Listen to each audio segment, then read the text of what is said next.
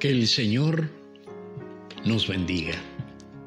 Nuevamente juntos para escudriñar la palabra, para ser alentados por ella, para ser enseñados y advertidos, porque la palabra tiene mucho que decir, especialmente en este tiempo. Les invito a orar. Amado Padre, en el nombre glorioso de Jesucristo, el Rey que vuelve, en ese nombre te invocamos. Te pedimos que nos guíes al abrir la Escritura, al estudiar tu palabra. Señor, que nuestro oído esté atento a tu voz, que nuestro espíritu, Señor, hable a nuestro propio espíritu, confirmándonos en tu palabra por tu Espíritu Santo en nosotros. Señor, queremos discernir la verdad. Señor, queremos estar atentos a los tiempos que vivimos. Señor, no queremos ser engañados. Señor, queremos estar fortalecidos, expectantes, esperando tus promesas. Gracias, Señor, porque eres fiel y se cumplirá todo lo que tú has predicho. Te adoramos y esperamos. En el nombre de Jesús. Amén. Amén. Gracias, Padre. Amén. Hemos estado conversando acerca de los juicios de Dios, cómo Dios tiene la facultad de juzgar, cómo su Hijo ha recibido la autoridad y el poder para hacerlo y lo hará. Él juzgará a las naciones. Hemos visto que Jesús, además de tener el rol de rey, sacerdote y también ser el cordero propiciatorio a favor nuestro, además Él es profeta. Y nosotros que ponemos atención a las profecías de Daniel, a las profecías de Joel, a las profecías de Isaías, de Jeremías, de Ezequiel, a todo lo que la palabra nos enseña en cuanto a las cosas que pueden suceder o que inevitablemente sucederán, Jesucristo, el mayor de todos, Él también tiene cosas que decirle a sus discípulos. Y eso lo hizo. Tenemos pasajes en los evangelios sinópticos que nos hablan de eso, especialmente cuando Él se detiene a explicar las señales que habrán de su venida. Y Él está hablando como maestro, está hablando como Señor, como Dios, como Salvador y como profeta. Y queremos ahondar un poco más en esta faceta de profecía que hay en Jesucristo. Por eso vamos a conversar acerca de las señales proféticas de Jesús en esta segunda parte. Y vamos a poner un énfasis especial en algunas de las cosas que Él ha dicho. Ya tuvimos la lectura bíblica de hoy en Lucas capítulo 21, se leyó desde el 28 en adelante, y vamos a examinar lo que dice la palabra del Señor, pero tomándonos de este mismo pasaje para no repetir en este momento la lectura que ya se ha leído, veamos qué tan eficaz es Jesús como profeta. Jesús predijo primero la destrucción del templo. En el mismo Evangelio de Lucas, en el capítulo 21, también lo pueden encontrar en Mateo 24, en el capítulo 21 de Lucas, versículo 25, Jesús dice: y a unos que hablaban de que el templo estaba adornado de hermosas piedras y ofrendas votivas, dijo, versículo 6, en cuanto a estas cosas que veis, días vendrán en que no quedará piedra sobre piedra que no sea destruida. Exactamente lo que Jesús predijo, lo que era impensable para el pueblo de Israel, lo que causó asombro a sus discípulos, se cumplió aproximadamente dentro de los 40 años que siguieron. En el año 70, Tito Flavio Vespasiano llega a ser a sitiar a Jerusalén. En este caso es su hijo, porque Tito Vespasiano padre fue proclamado emperador, y es su hijo quien termina la tarea. También se llama Tito Vespasiano, y él toma Jerusalén, destruye el templo, y no quedó piedra sobre piedra. Jesús dijo: esto que veis, que te causa asombro, esta maravilla arquitectónica del hombre, no va a quedar piedra sobre piedra. Se cumplió exactamente como el Señor lo dijo. Obviamente Jesús es digno de confianza, así que esto que estoy diciendo no tiene ningún mérito en realidad, porque no queremos hacer énfasis en si es creíble o no es creíble, solamente queremos decir que es absolutamente confiable en este sentido. Lo que él dijo ahí se ha cumplido al pie de la letra. 70 años después. ¿Sabe que cuando uno lee la historia, yo los invito a leer, es fascinante la historia de la toma, de la guerra de los judíos? Flavio Josefo, un judío que fue hecho prisionero y que llegó a ser el amanuense, el escritor o el escriba, el auxiliar de uno de estos generales, él es precisamente quien narra cómo fue esta toma de Jerusalén y la destrucción del templo. ¿Qué dice este hombre? Él dice que fue una mortandad enorme. Él dice que se había dado orden por parte del general que estaba a cargo por el hijo de Tito, el emperador, el otro Tito. Él está advirtiendo a las tropas de que no destruyan el templo, no hagan nada con el templo. Pero habían corrido tantas historias sobre que entre las piedras del templo había oro, había tesoros. Cuando el general dio la espalda y tuvo que volver a Roma, cuando volvió se encontró con la sorpresa que no quedaba nada. Habían derrumbado todo y todavía había gente de sus zapadores, de los que escarbaban ahí, seguían removiendo escombros para encontrar tesoros. No quedó piedra sobre piedra. Fíjese que hasta los dirigentes querían preservar el templo, pero Cristo había dicho lo que iba a suceder y sucedió en contra de lo que la historia podría prever. Sucedió en contra de lo que la religión podía prever. Cristo lo dijo y así se cumplió. Primera cosa, estábamos ahí en Lucas capítulo 21. Si yo sigo leyendo, vemos que Jesús también predijo guerras, persecuciones.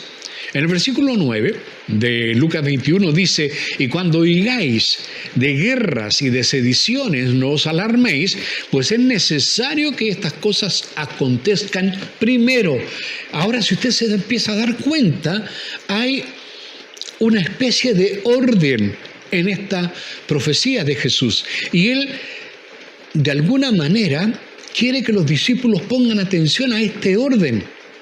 Lucas, que es meticulosamente exacto como historiador y evangelista, al escribir este evangelio, él se preocupa de que esto quede absolutamente consignado y bien consignado, bien anotado, que no quepa la menor duda.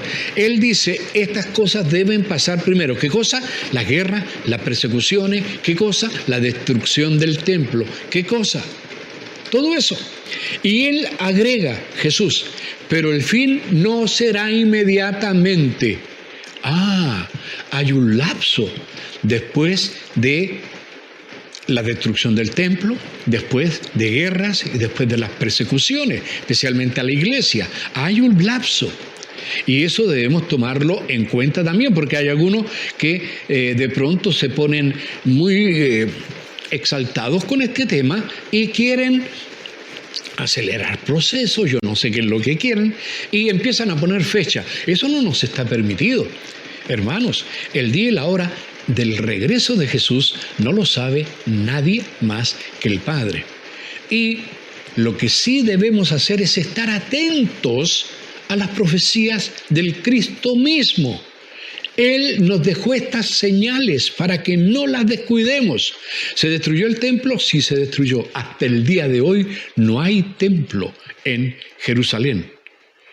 Muchos especulan con la idea de que se va a construir. Yo creo que sí, porque cuando el Señor venga habrá templo. Habrá un templo ahí en Jerusalén. El fin, como ya dije, no será inmediatamente. En el versículo 12 de Lucas 21 dice: pero antes de todas estas cosas os echarán mano. Es decir, antes de las guerras empezaría la persecución a la iglesia, o se entregarán a las sinagogas, a las cárceles, seréis llevados ante reyes y ante gobernadores por causa de mi nombre. Todo eso es histórico. Eso ha sucedido. Jesús predijo no solo la destrucción del templo, no solo la persecución de sus discípulos y de la iglesia y de los judíos, sino que también habló de la destrucción y la pérdida de Jerusalén. Dice el Señor en el versículo 20 de Lucas 21, pero cuando viereis a Jerusalén rodeada de ejércitos, sabed entonces que su destrucción ha llegado. ¿Se cumplió? Sí. Año 70 después de Cristo. Lo mismo. En la toma para llegar al centro donde estaba el templo, tenían que invadir Jerusalén. Parecía una ciudad inexpugnable, se demoraron años, pero lo lograron los romanos y vencieron. Y se acabó el pueblo de Israel en su tierra. Y eso creó un grave problema hasta el día de hoy. Dice además la palabra, la cuarta cosa que Jesús predijo ahí, no las puedo enumerar todas específicamente, así que las englobo. Él predijo catástrofes mundiales, grandes catástrofes. Él dice, versículo 11 de Lucas 21, y habrá grandes terremotos y en diferentes lugares hambres y pestilencias, y habrá terror y grandes señales del cielo. Mira, catástrofes. Hemos tenido grandes terremotos. Parece que últimamente esto es mucho más frecuente, son mucho más destructivos, se ha movido la tierra en lugares que antes no se pensaba. Ciudades que han resistido en otras ocasiones ahora ya no están resistiendo. Esto se está multiplicando. Todavía está predicho un gran terremoto cuando el Señor venga, pero eso todavía no viene, pero están predicho. El Señor habló de grandes, no de terremotos, grandes terremotos. Y en diferentes lugares, hambres. En la época en que Jesús predijo esto, la gente sí era pobre, la gente sí tenía problemas, la gente no gozaba quizá de todo el confort que se goza en el día de hoy, pero la gente no se moría de hambre. La gente vivía de la tierra, vivía de la ganadería, vivía del comercio. La gente no se moría de hambre, se podía trabajar por el pan. Cada uno tenía su salario. Tenían que venir catástrofes grandes como sequías o inundaciones para que la cosecha se viniera abajo y la gente pasara hambres. Pero hambre, así como en el día de hoy vemos países enteros, geográficamente zonas que abarcan varios países y hasta continentes, que están muy complicados por causa del hambre en el día de hoy, donde hay tanta abundancia al parecer. Hambres y pestilencias, pestes. Y ya hemos hablado algo acerca de esto. Nos suena bastante contemporáneo esto. Hermanos, estamos viviendo tiempos en que esto otra vez está atacando a la humanidad. Este mundo globalizado se enferma globalmente también. Como quinta cosa, el Señor predijo la diáspora y la pérdida definitiva de Jerusalén. Lucas 21-24 dice, y caerán a filo de espada, como dice Flavio Josefo, fue una matanza. caerán a filo de espada y serán llevados cautivos a todas las naciones. Y Jerusalén será hollada por los gentiles, hasta que los tiempos de los gentiles se cumplan. Aquí hay algo muy grande. No puedo ahondar en el detalle de esta profecía específica, porque es muy extenso. Pero a lo largo de una serie de mensajes vamos a ir ahondando más en todo esto. Jesús predijo que Israel iba a ser disperso nuevamente. Jesús predijo que perderían la tutela sobre Jerusalén durante un largo lapso de tiempo llamado el tiempo de los gentiles. Pero cuando ese tiempo termine, Dios vuelve a retomar, vuelve a poner a Israel en su tierra y vuelve a poner a Israel en el control de la ciudad santa. La ciudad santa no es Roma, la ciudad santa es Sión, Jerusalén. Ahí nació la iglesia, ahí partió Jesús, ahí volverá, ahí reinará. Entonces, amados, es interesante ver que esto también se cumplió. ¿Y qué pasa con esto en los tiempos de los gentiles? Voy a adelantar un poquito. Los tiempos de los gentiles se están terminando. El hombre está llegando al colmo, por eso en el mensaje anterior hablamos de que Dios tiene preparado un juicio para las naciones. Podría hablar de los distintos juicios que hay, lo haremos en algún momento, pero ahora estoy deteniéndome en la profecía misma de Jesús. Y Él es el que dice que iban a caer a filo de espada. Él es el que dice que iban a ser llevados cautivos a todas las naciones y que Jerusalén sería hollada, pisada, es decir, mandada, gobernada por otros que no sean judíos. Hoy día Israel está ahí. Hoy día Israel tiene cierta potestad en ese territorio, pero no todo el territorio que Dios tiene para ellos. Y no todo Jerusalén. Parte de Jerusalén pertenece a Jordania y otras ciudades que para nosotros son muy significativas y que eran de Judá, como Belén, por ejemplo, también pertenece a Jordania. Entonces debemos poner atención, porque aquí hay una señal increíble que el Señor está dejando, especialmente para los que vivimos en este tiempo. ¿Qué señal es esta? La ciudad de Jerusalén y el control de los gentiles sobre ella. Por ahí dicen que el Papa Francisco quiere hacer de Jerusalén una capital internacional de todas las religiones, en todo caso, para que represente la globalidad, una especie de ecumenismo, de sincretismo, donde Jerusalén sea la ciudad santa del catolicismo, sea la ciudad santa del cristianismo en general, sea la ciudad santa de los islámicos y sea la ciudad santa de los judíos y de todo el mundo, de cualquiera que tenga cualquier idea acerca de Dios. Hermano, preparándose el terreno, pero llegará el momento en que eso termina. Jerusalén será hollada, pisada por los gentiles. Y yo creo que estamos muy cerca de ver el término de todo eso, pero eso lo veremos en otra ocasión.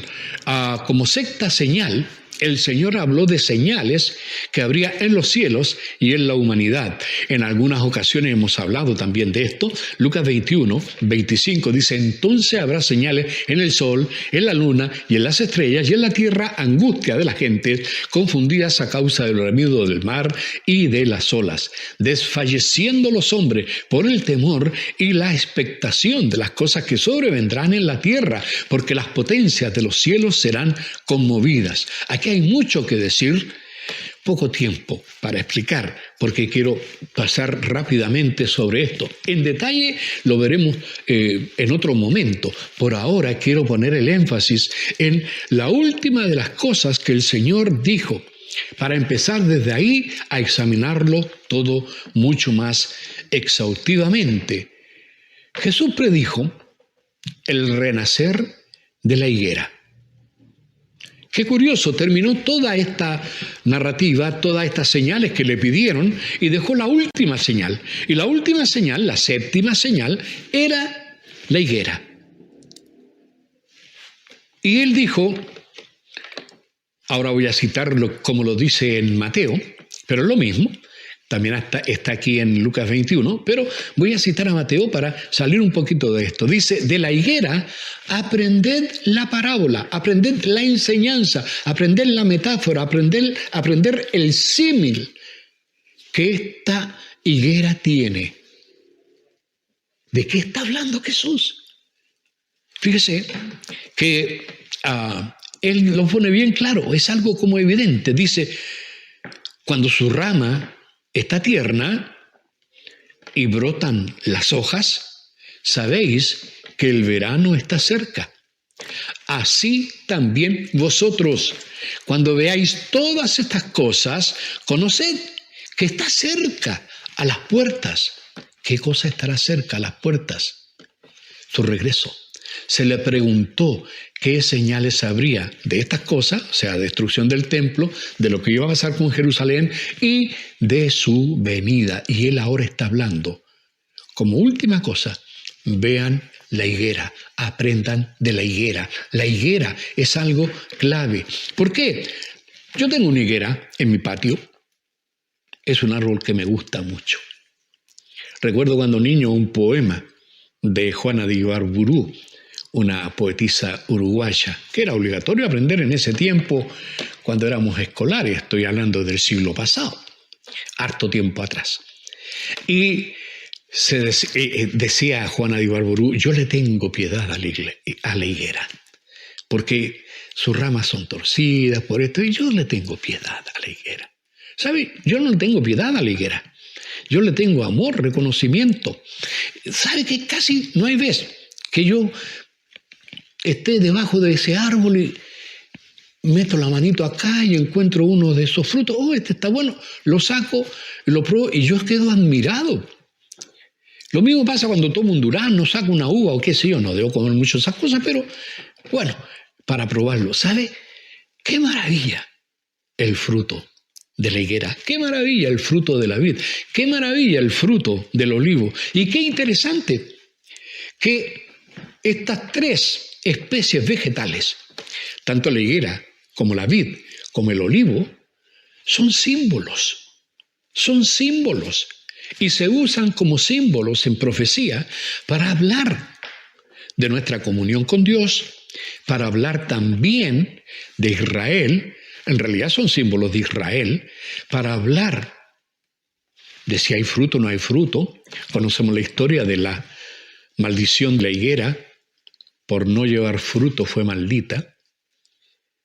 ¡Wow! Y los discípulos quedaron asombrados. El Señor algo tenía que decir, estaba preparando esto de la higuera. Mirad la higuera. Como les digo, yo tengo una higuera y yo sé que ya se acerca el verano, porque es casi uno de los primeros árboles, junto con el ciruelo y a veces los cerezos, es casi uno de los primeros árboles que empieza a echar brotes nuevos. Hermoso. Y yo sé que luego gozaré de los primeros frutos en un tiempo más. Precisamente en este tiempo hay frutos en la higuera. Ahora el Señor dice, sabéis por la higuera que el verano está cerca. Así también vosotros, cuando veáis todas estas cosas, todas las señales que les dije, conozcan que está cerca a las puertas. Jesús quiere definitivamente que sus palabras no pasen inadvertidas. Jesús no quiere que se olviden de esto. Jesús quiere poner un remache final, un punto final con un llamado de atención, como quien dice la guinda sobre la torta, para que nos quede claro el punto crucial. Mirad la higuera, mirad la higuera. Cuando estas cosas acontezcan, vean, porque eso es señal de que la higuera está brotando, es señal de que estas cosas se van a cumplir, que estas cosas están cercanas. No está el fruto todavía, no está la cosa final todavía, pero ya viene, pronto, pronto viene. Y el Señor quería que sus discípulos estuvieran claros en esto. La higuera es una planta muy popular en ese tiempo en la zona de Israel. Una planta muy, muy popular. De hecho, usted puede buscar en el Antiguo Testamento que era como una especie de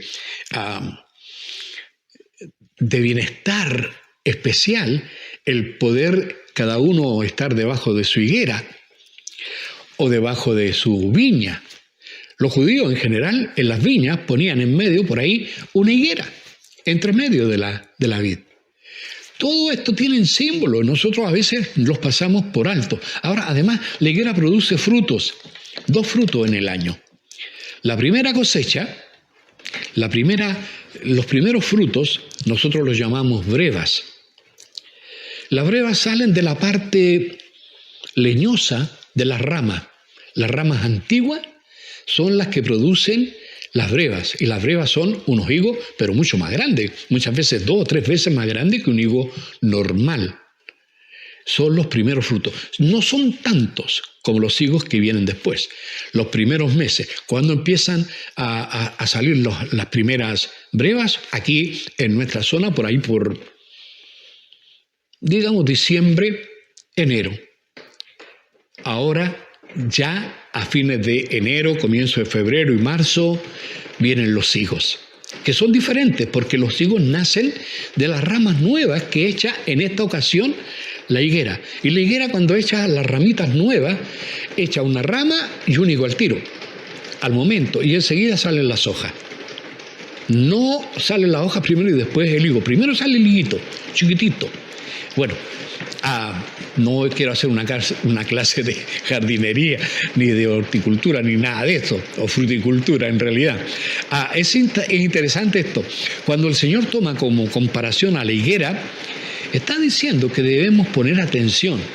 Cuando veamos que las ramas de la higuera están tiernas y que brotan las hojas, nosotros debiéramos saber que el verano está cerca. Así también, cuando veamos que estas cosas que Él predijo, estas 7 cosas que hemos agrupado en 7, en realidad son más, pero las hemos agrupado en 7, estas cosas se cumplan o estén cumpliéndose, debemos estar atentos porque el verano está cerca, muy cerca.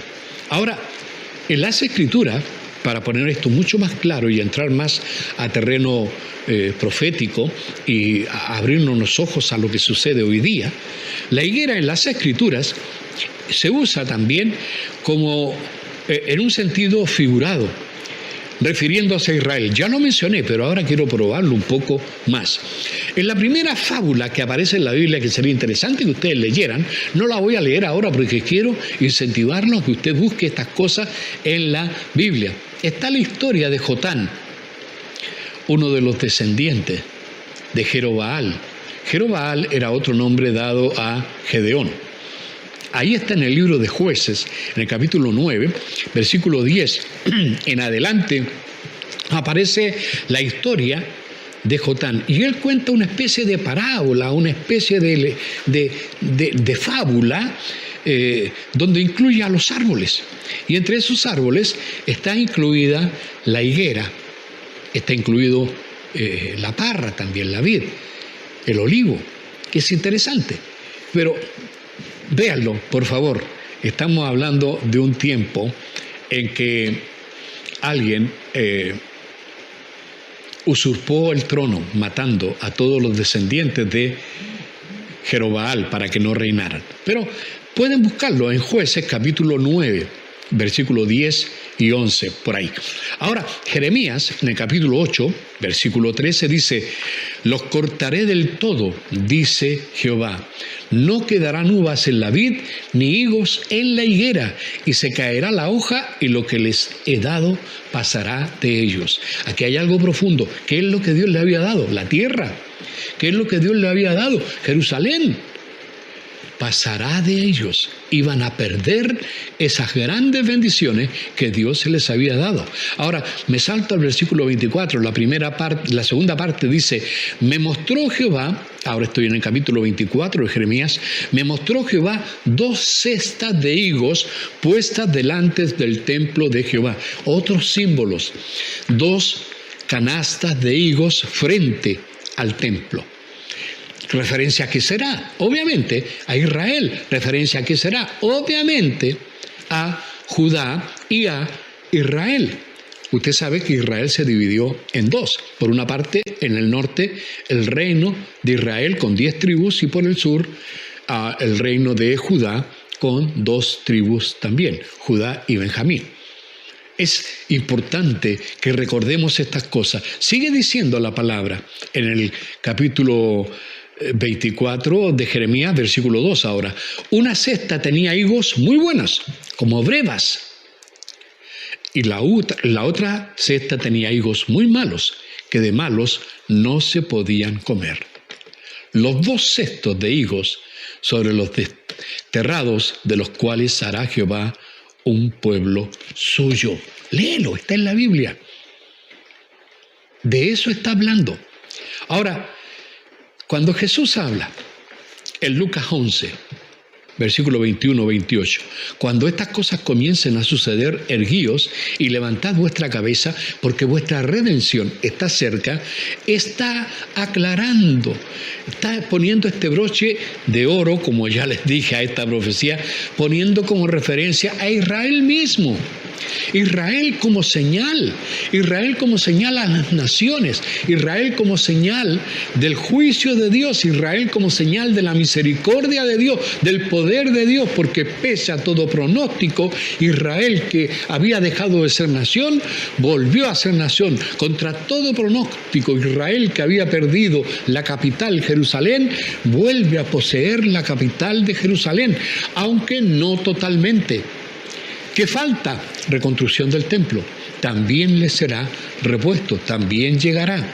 Ahora, hermanos queridos, pongan atención. Recuerda que yo les cité a Mateo 24, pero ahora vuelvo al texto que leímos ahora en la lectura bíblica. También les dijo una parábola. Estoy hablando del versículo 29 de Lucas 21. Dice, mirad la higuera y todos los árboles. Mirad la higuera y todos los árboles. No solo la higuera, todos los árboles. ¿A qué se está refiriendo, hermano? Muy simple. La higuera es Israel y todos los árboles, en esta figura literaria que está haciendo Jesús, son las naciones. Entonces, miren a Israel y miren a las naciones. Hermano, eso es lo que viene. Miremos a Israel y miremos las naciones. Cuando brotan, no va a brotar solamente, no va a haber solamente este resurgir en Israel, sino que en las naciones habrá una especie de efervescencia también. Y es lo que nosotros estamos viendo. Las naciones se están agrupando. Hay una tendencia a un gobierno mundial. Hay una tendencia a una globalización, a una estandarización del pensamiento, a una hegemonía de lo religioso, una hegemonía política, una hegemonía de poder militar, una hegemonía de todo tipo de situaciones humanas. Hermanos, cuando esto esté sucediendo, sabéis, por vosotros mismos, no necesitan que nadie se los diga, ustedes mismos tienen que darse cuenta. Si cuando ven que las hojas de la higuera empiezan a brotar y salen los higuitos, sepan que el verano está cerca. De la misma manera, cuando ven los árboles que empiezan a brotar, sepan que la primavera está cerca y el verano viene. El Señor está diciendo, ustedes mismos, dense cuenta. Hermano, tú no necesitas mensaje, tú no necesitas que te lo recordemos, tú no necesitas que el pastor te lo machaque y te lo recuerde, que te machaque. Tú necesitas por ti mismo mirar. Mira la higuera, mira las naciones, mira Israel, mira lo que está sucediendo, mira las señales que Cristo dejó. Así también vosotros, dice el 31, cuando veáis que sucedan estas cosas, fíjese, están relacionados 2 verbos, ver y saber. Cuando veáis que suceden estas cosas, sabed que está cerca el reino de Dios. De cierto os digo que no pasará esta generación hasta que todo esto acontezca. El cielo y la tierra pasarán, pero mis palabras no pasarán. Es lo que dijo Jesús. Ahora, hermano querido,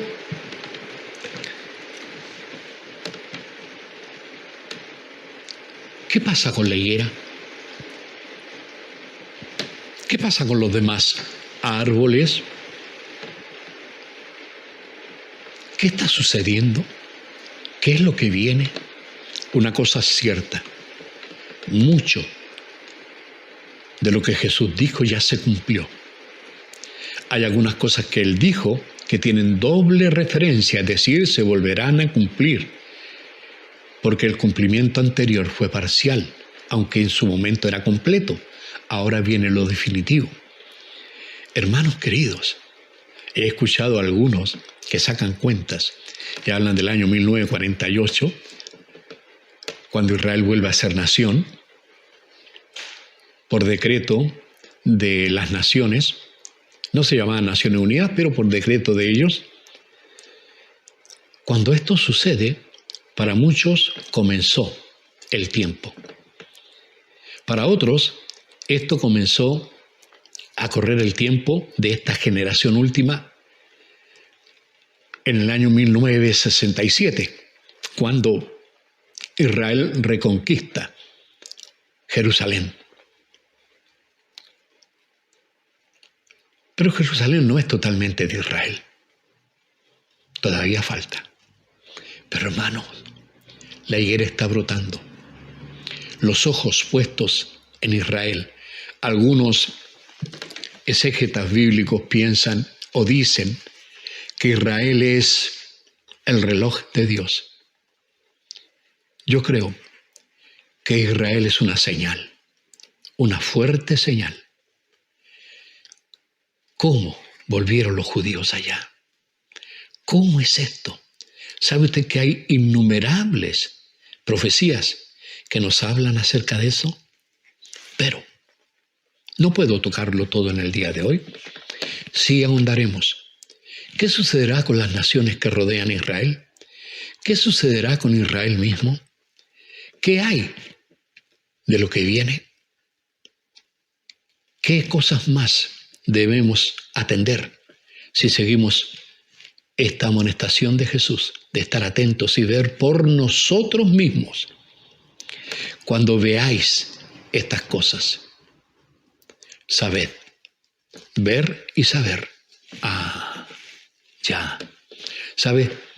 Después de esta serie de mensajes, espero, todavía faltan otros mensajes, pero después de esta serie de mensajes espero que de alguna manera tengamos la capacidad de ver y saber.